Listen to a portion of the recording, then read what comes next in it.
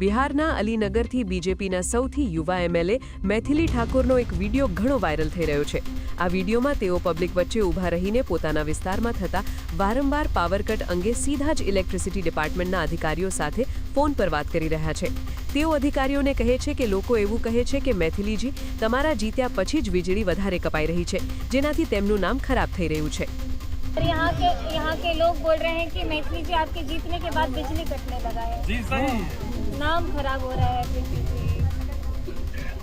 जी। हाँ देखिए क्या समस्या, बहुत सारा परेशानी मैडम यहाँ पे।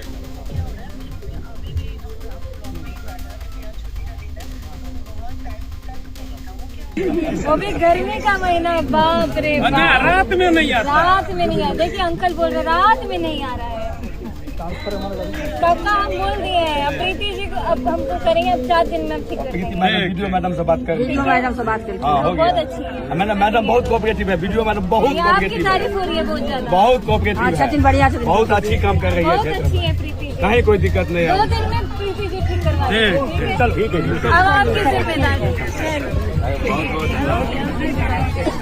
दीदी